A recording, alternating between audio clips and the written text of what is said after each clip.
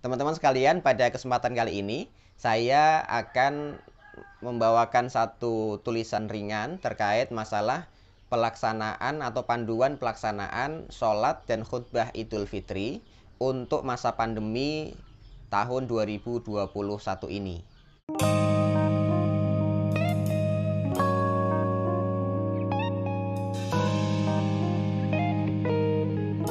Assalamualaikum warahmatullahi wabarakatuh. Alhamdulillahirabbil alamin hamdan wa syukranillah.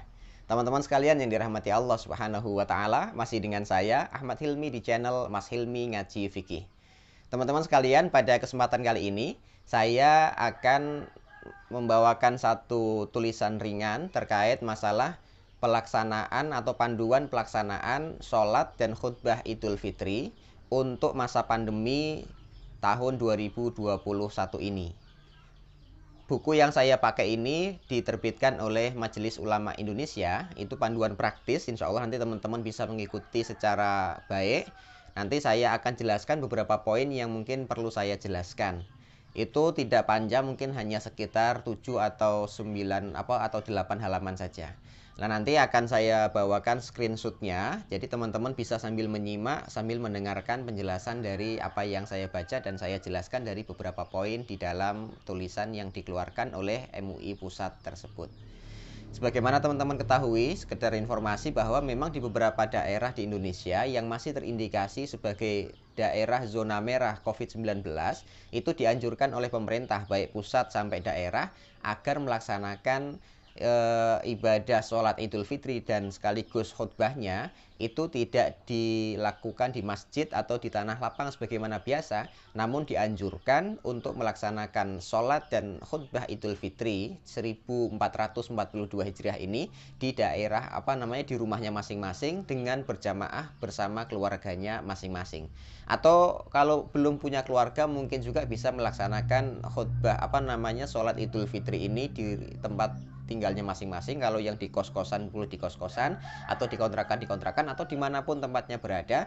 Insya Allah akan kita jelaskan pada salah satu buku yang dikeluarkan oleh MUI ini, panduan praktis pelaksanaan sholat dan khutbah Idul Fitri untuk masa pandemi 2021 ini. Demikian, nanti kita akan simak bersama-sama pada video berikut ini. Aku lu qouli hadza, assalamualaikum warahmatullahi wabarakatuh.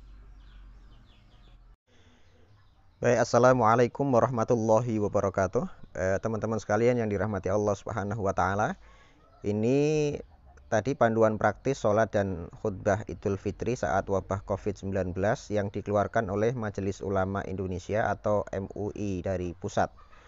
Nanti dalam pembahasan kita dengan buku PDF yang saya bawakan ini, nanti teman-teman bisa mengikutinya dari layar handphonenya masing-masing, nanti sambil mendengarkan apa yang saya jelaskan. Jadi nanti ada beberapa poin yang mungkin perlu saya jelaskan ulang, mungkin perlu saya jabarkan sedikit sehingga poin-poin yang disampaikan oleh MUI ini semakin jelas dan tersampaikan semuanya kepada rekan-rekan sekalian. Baik, kita mulai dari bagian yang pertama. Jadi sekedar informasi, buku ini ada dua bagian utama, yaitu bagian pertama yang berisi tentang tata cara pelaksanaan khutbah Idul Fitri dan sekaligus sholatnya dan sekaligus takbir. Kemudian bagian yang kedua ini diberikan beberapa contoh naskah khutbah yang ditulis oleh beberapa kiai atau ulama, salah satunya dari Kiai Asrarun Ni'am, kemudian Kiai Khalil Nafis, kemudian Kiai Salahuddin Al-Ayyub, kemudian yang keempat ada Kiai Hamdan Rashid, kelima ada Kiai Fuad Tohari, kemudian ada Kiai Ahmad Zubaidi, dan yang terakhir ada dari Ustadz Muhammad Zaitun Rasmin LC. Kemudian yang menjadi pembahasan utama kita sebenarnya ada di bagian pertama, karena ini kaitannya dengan fikih, yaitu panduan takbir dan sholat Idul Fitri dan sekaligus khutbahnya nanti. Bismillahirrahmanirrahim. Kita masuk pada pembahasan pertama, yaitu ketentuan umum atau ketentuan hukumnya. Pertama atau poin pertama, sholat Idul Fitri hukumnya sunnah muakkadah yang menjadi salah satu syiar keagamaan atau syiar min sya'airil Islam. Jadi teman-teman, bahwa pada saat COVID-19 ini bukan ditiadakan sholat dan khutbah Idul Fitri, hanya saja dibatasi. Jadi untuk daerah-daerah yang memang masih terindikasi atau tercatat sebagai zona merah COVID-19, itu dianjurkan untuk tidak terlebih dahulu melaksanakan sholat Idul Fitri di tanah lapang maupun di masjid sebagaimana biasa. Namun bisa juga teman-teman laksanakan di rumah masing-masing. Prinsipnya tetap dilaksanakan karena ini bagian dari syiar-syiar Islam yang sangat nampak di muka umum. Kemudian yang kedua, sholat Idul Fitri disunahkan bagi setiap muslim, baik laki-laki maupun perempuan, merdeka maupun hamba sahaya, dewasa maupun anak-anak, sedang di kediaman maupun sedang bepergian atau musafir, secara berjamaah maupun secara sendiri-sendiri atau munfarid. Artinya sholat Idul Fitri yang paling bagus itu dilaksanakan secara berjamaah untuk ke masyarakat secara luas. Kalau tidak mampu karena kondisi wabah ini, bisa juga dilaksanakan secara berjamaah dengan keluarganya masing-masing. Atau kalau sedang sendirian di kos-kosan atau di kontrakan juga teman-teman bisa melaksanakan sholatnya secara munfarid atau sendirian. Kemudian poin yang ketiga, sholat Idul Fitri sangat disunahkan untuk dilaksanakan secara berjamaah di tanah lapang, masjid, musola, dan tempat lainnya. Ini prinsip awalnya gitu. Poin keempat, sholat Idul Fitri berjamaah boleh dilaksanakan di rumah. Nah, ini dalam kondisi COVID tadi yang kita sebutkan. Pada malam hari Idul Fitri, umat Islam disunahkan untuk menghidupkan malam Idul Fitri dengan takbir, tahmid, tasbih, serta aktivitas ibadah lainnya. Kemudian kita masuk pada bab yang kedua. Ketentuan pelaksanaan sholat Idul Fitri di kawasan COVID-19. Ini utamanya untuk zona-zona merah yang memang dianjurkan untuk tidak melaksanakannya di tanah lapang maupun tidak dilaksanakan di masjid. Poin yang pertama, sholat Idul Fitri boleh dilaksanakan dengan cara berjamaah di tanah lapang, masjid, musola, atau tempat lainnya bagi umat Islam yang satu, berada di kawasan yang sudah terkendali pada saat 1 Syawal 1442 Hijriah. Ini karena tahun kemarin ya keluarnya ya, maka tahun ini juga masih bisa dipakai. Yang salah satunya ditandai dengan angka penurunan menunjukkan kecenderungan penurunan dan kebijakan pelonggaran aktivitas sosial yang memungkinkan terjadinya kerumunan berdasarkan ahli yang kredibel dan amanah. Kemudian yang B, berada di kawasan terkendali atau kawasan yang bebas COVID-19 yang diyakini tidak terdapat penularan, seperti di kawasan pedesaan atau perumahan terbatas yang homogen, tidak ada yang terkena COVID-19 dan tidak ada keluar masuk orang. Kemudian bagian yang kedua, sholat Idul Fitri boleh dilaksanakan di rumah dengan berjamaah bersama anggota keluarga atau secara sendiri atau munfarid, terutama yang berada di kawasan penyebaran COVID-19 yang belum terkendali. Kemudian yang ketiga, pelaksanaan sholat Idul Fitri baik di masjid maupun di rumah harus tetap melaksanakan protokol kesehatan dan pencegahan terjadinya potensi penularan, antara lain dengan memperpendek bacaan sholat dan pelaksanaan khutbah. Jadi kalau bisa, walaupun ini sedang berada di zona yang cenderung aman, tetap khutbahnya dipersingkat, sholatnya juga dicarikan surat-surat yang pendek sehingga tidak terjadi kerumunan yang cukup lama. Kemudian yang ketiga, panduan kaifiat sholat Idul Fitri berjamaah. Kaifiat sholat Idul Fitri secara berjamaah adalah sebagai berikut. 1. Sebelum sholat disunahkan untuk memperbanyak bacaan takbir, tahmid, dan tasbih. Ini takbiran biasa ya yang bisa kita laksanakan baik di rumah, di perjalanan menuju tanah lapang maupun di masjid. Allahu Akbar, Allahu Akbar, Allahu Akbar. La ilaha illallah wallahu akbar. Allahu akbar walillahil hamd. Ini dilaksanakan takbiran itu sejak mulai terbenamnya matahari di akhir bulan Ramadan sampai pada imam naik di masjid untuk melaksanakan sholat Idul Fitri. Ini batas akhir pelaksanaan takbiran untuk takbir Idul Fitri. Kemudian poin yang kedua, sholat dimulai dengan menyeru as-sholata jami'ah tanpa azan dan tanpa iqamah. Memulai dengan niat Idul Fitri, sholat Idul Fitri yang jika dilafalkan berbunyi usolli sunnatan li'idil fitri rok'ataini. Kalau kita sebagai imam berarti imaman lillahi ta'ala. Kalau sebagai makmum berarti makmuman lillahi ta'ala. Ini niat yang ketika kita mau melafalkannya. Tapi kalau tidak mau melafalkan cukup dalam hati juga boleh. Kemudian membaca takbiratul ihram. Allahu Akbar sambil mengangkat kedua tangan. Kemudian yang kelima membaca doa iftitah. Lah untuk doa iftitah teman-teman bisa baca juga atau ikuti juga di video yang lainnya yang nanti ada di atas ini ya. Nanti teman-teman boleh buka, itu ada sekitar 10 redaksi bacaan doa iftitah. Boleh dipilih salah satunya. Kalau ini sedang sholat jamaah mungkin baiknya juga dipilih yang paling pendek. Kemudian yang keenam, membaca takbir sebanyak 7 kali di luar takbiratul ihram, dan di tiap takbir itu dianjurkan membaca lafal subhanallahi walhamdulillahi wala ilaha illallah wallahu akbar. Jadi takbir pada rakaat pertama dalam sholat Idul Fitri itu dilakukan 7 takbir, tidak termasuk takbir pada takbiratul ihram. Artinya kan nanti teman-teman takbir pertama pada sholat Idul Fitri Allahu Akbar itu namanya takbiratul ihram. Kemudian setelah itu dibacakan doa iftitah. Setelah baca doa iftitah selesai, baru kemudian dilanjutkan dengan 7 takbir.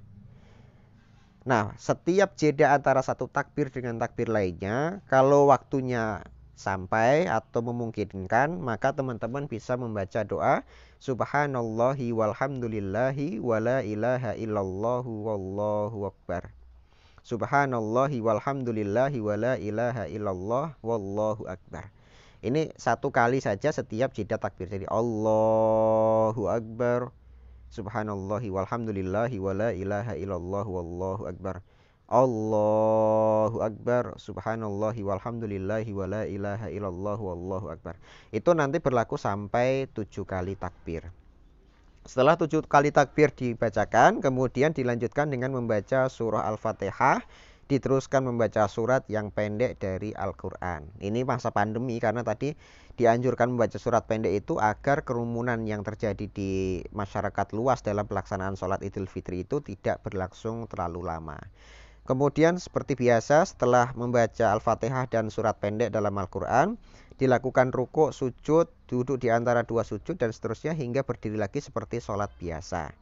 Pada rakaat kedua, jadi ini bangkit dari sujud menuju rakaat kedua itu menggunakan takbir yang biasa kita kenal juga dengan takbir intikal atau takbir perpindahan dari satu gerakan ke gerakan lainnya sampai kita benar-benar berdiri. Nah, setelah berdiri tegak, baru kemudian kita melakukan 5 kali takbir untuk rakaat yang kedua. Pada rakaat kedua sebelum membaca Al-Fatihah disunahkan takbir 5 kali sambil mengangkat tangan. Di luar takbir saat berdiri tadi takbirul qiyam atau takbirul intikal, dan di antara tiap takbir disunahkan membaca doa yang tadi kita sampaikan, subhanallahi walhamdulillahi wala ilaha illallah wallahu akbar. Allahu akbar, subhanallahi walhamdulillahi wala ilaha illallah wallahu akbar, seterusnya sampai 5 kali takbir. Kemudian yang 10, membaca surat Al-Fatihah, diteruskan membaca surat yang pendek dari Al-Quran. Kemudian setelah itu rukuk, sujud dan seterusnya hingga salam. Nah, kemudian setelah salam disunahkan mendengarkan khutbah Idul Fitri yang disampaikan oleh khatibnya. Ini tadi bagian pertama tadi ketika sholat Idul Fitri dilaksanakan secara berjamaah sebagaimana biasa di masjid maupun di tanah lapang. Nah, sekarang ini panduan pelaksanaan atau panduan kaifiat khutbah Idul Fitri. Khutbah Id hukumnya sunnah yang merupakan kesempurnaan sholat Idul Fitri. Artinya kalau nanti pada kondisi tertentu ternyata tidak bisa menghadirkan khatib, maka minimalnya sholatnya bisa dilaksanakan walaupun khutbahnya tidak. Karena ini hanya bagian dari sebuah kesempurnaan dalam pelaksanaan ritual Idul Fitri atau sholat Idul Fitri. Kemudian yang kedua, sholat Id dilaksanakan dengan 2 khutbah. Dilaksanakan dengan berdiri dan di antara keduanya dipisahkan dengan duduk sejenak. Persis sebagaimana pelaksanaan khutbah pada khutbah Jum'ah. Hanya saja memang ada beberapa pendapat ulama yang membolehkan khutbah itu hanya 1 kali pada khutbah Idul Fitri atau Idul Adha. Artinya di awal dimulai dengan salam, nanti terakhir juga ditutup dengan salam. Yang ini ada sedikit perbedaan antara khutbah Jumat yang biasanya penutupannya tidak menggunakan salam penutup. Kemudian bagian yang ketiga, khutbah pertama dilakukan dengan cara sebagai berikut.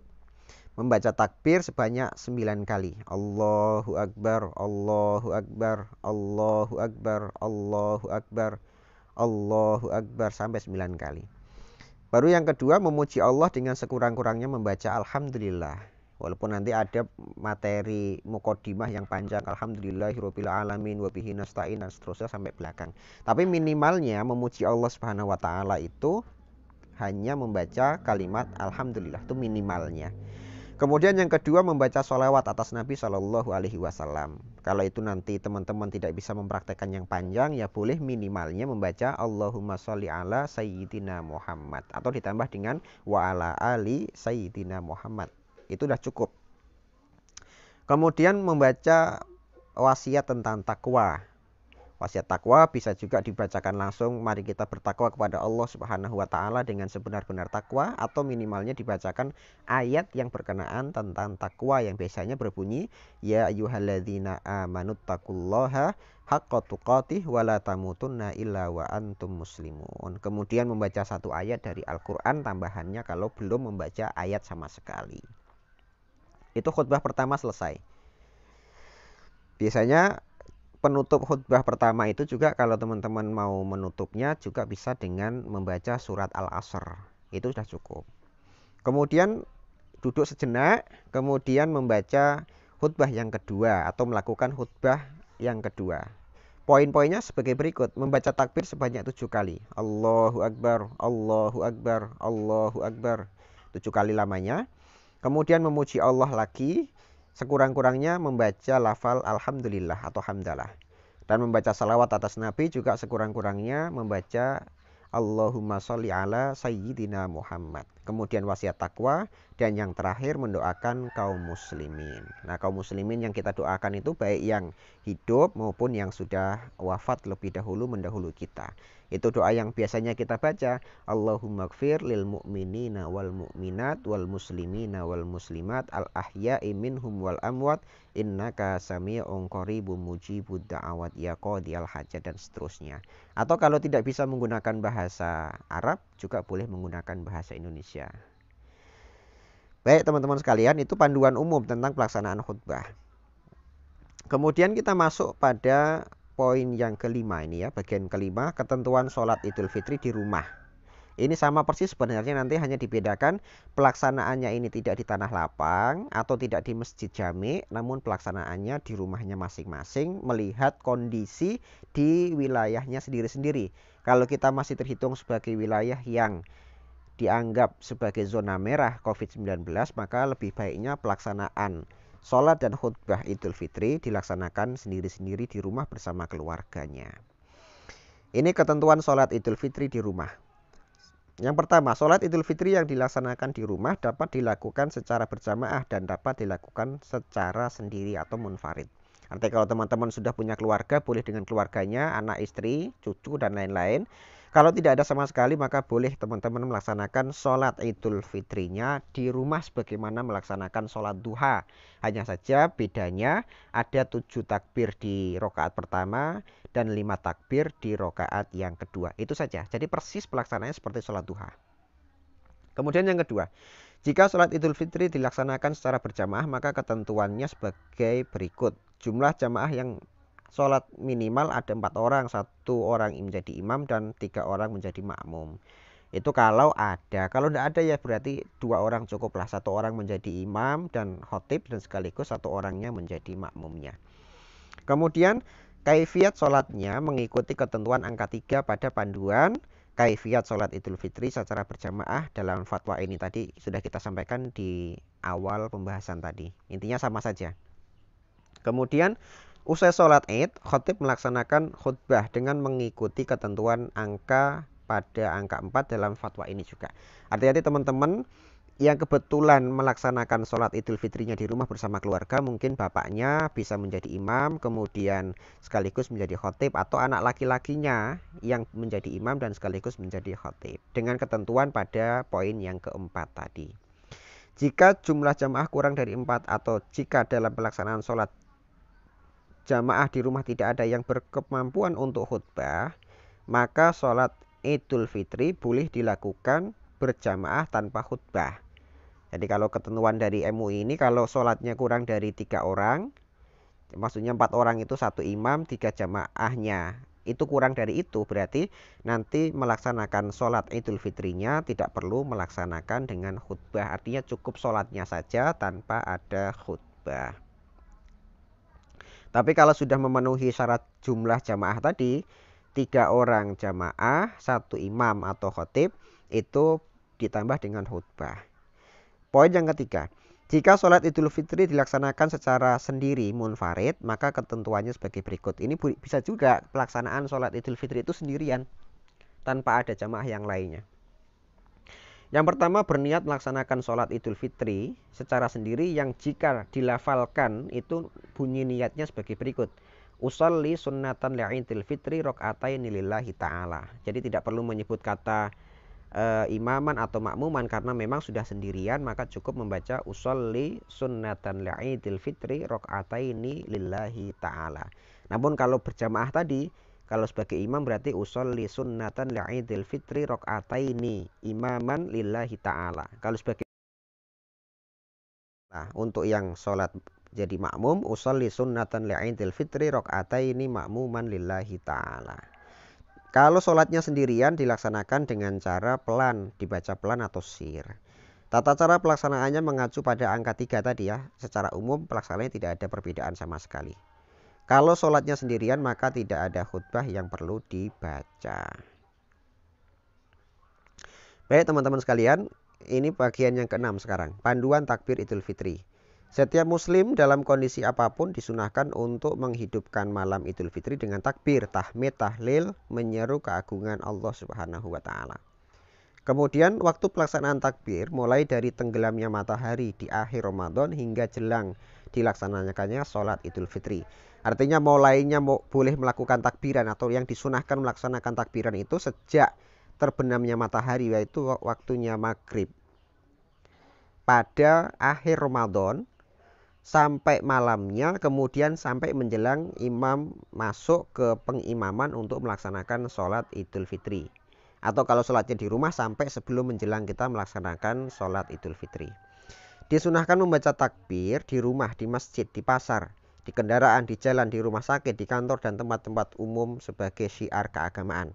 Karena ini bagian dari syiar min syairil Islam, maka takbir itu kalau bisa memang dibaca jahar sehingga orang-orang sekeliling kita tahu bahwa kita ini sedang semarak menjalankan ritual ibadah sholat Id atau menyambut datangnya Idul Fitri. Kemudian yang keempat, pelaksanaan takbir bisa dilaksanakan sendiri atau bersama-sama dengan cara jahar, suara keras maupun suara pelan, sir.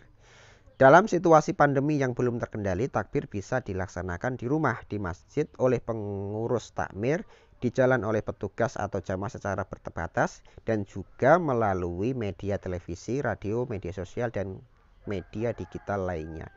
Yang terakhir, keenam, umat Islam, pemerintah, dan masyarakat perlu menggemakan takbir, tahmid, dan tahlil saat malam Idul Fitri sebagai tanda syukur sekaligus doa agar wabah COVID-19 segera diangkat oleh Allah Subhanahu wa taala. Kemudian yang terakhir, bagian yang ketujuh, amaliyah sunnah dalam pelaksanaan sholat Idul Fitri. Pada hari Idul Fitri disunahkan beberapa amaliyah sebagai berikut: mandi dan memotong kuku. Yang kedua, memakai pakaian terbaik dan wangi-wangian. Syukur-syukur ada yang baru. Tapi tetap sopan karena kita sedang melaksanakan ibadah kepada Allah Subhanahu wa taala. Terutama untuk kaum wanita ya. Boleh berpakaian yang bagus, yang mahal, tapi sekaligus tetap menutup auratnya. Kemudian yang ketiga, makan sebelum melakukan sholat Idul Fitri. Jadi sunnahnya ketika Idul Fitri itu sebelum berangkat pastikan kita sudah benar-benar makan sarapan. Baik itu sarapan berat maupun makanan ringan, yang jelas kita sedang tidak menahan makan tadi itu. Kemudian yang keempat, mengumandangkan takbir hingga menjelang sholat. Yang kelima, melewati jalan yang berbeda antara pergi dan pulang, kalau bisa seperti itu. Jadi pulangnya lewat jalan A, nanti berangkatnya lewat jalan A, pulangnya lewat jalan yang B. Saling mengucapkan selamat tahniah pada Idul Fitri, antara lain dengan mengucapkan taqabbalallahu minna wa minkum. Semoga Allah Subhanahu wa taala menerima semua amal ibadah dari kami dan dari kalian semuanya. Atau juga kalau mau panjang, taqabbalallahu minna wa minkum siyamana wa siyamakum qiyamana wa qiyamakum taqabbal ya karim. Kita menjawabnya dengan kalimat itu. Semoga Allah menerima semuanya apa yang telah kita laksanakan dari segenap ibadah yang kita lakukan. Baik teman-teman sekalian, itu panduan singkat dari pelaksanaan sholat Idul Fitri dan khutbahnya, baik itu dilaksanakan secara berjamaah di masjid, di tanah lapang, maupun di rumah kita masing-masing, maupun pelaksanaan itu secara munfarid di kediaman kita tanpa ada jamaah yang lainnya. Demikian, semoga bisa difahami. Nanti kalau ada hal-hal yang belum bisa dipahami secara baik, boleh teman-teman komentar di kolom komentar berikut itu. Aku qouli hadza astaghfirullah li wa lakum innahu huwal ghafurur rahim. Assalamualaikum warahmatullahi wabarakatuh.